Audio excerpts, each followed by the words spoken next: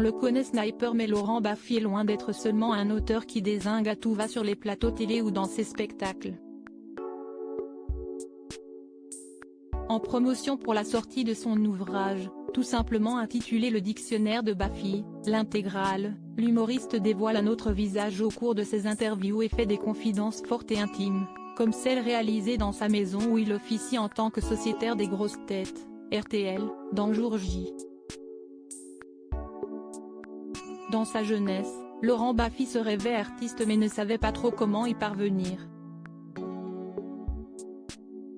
Il a voulu alors devenir comédien mais l'écriture lui est venue en premier et il a montré sa plume efficace.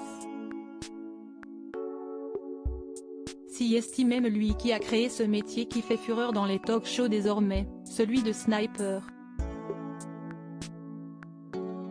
Il l'a été pour Thierry Ardisson notamment, frôlant parfois les limites du raisonnable, son ami Nolwenn Leroy et sa robe soulevée s'en souviennent.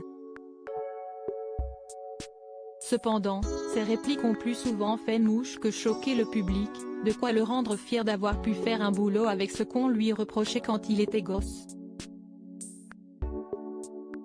Il m'est arrivé de penser que je faisais un AVC derrière cette aptitude à rebondir sur chaque phrase et à montrer un esprit très vif, se cache toutefois un homme très sensible. Sur RTL, il a aussi pu expliquer à quel point cela influait sur son quotidien car il peut être plus que anxieux et a toujours un Lexomil sur lui, la raison pour laquelle je perds pas mal la mémoire, car ces saloperies vous niquent la mémoire. J'ai toujours un quart de Lexomil dans la poche de mon jean, que je touche avant de monter sur scène. J'ai une bouffée d'angoisse donc je le touche et je ne le prends presque jamais. Mais si je ne l'aille pas, là, je fais une crise d'angoisse. Il m'est arrivé en montant sur scène de penser que je faisais un AVC et de jouer quand même, mais ça va beaucoup mieux.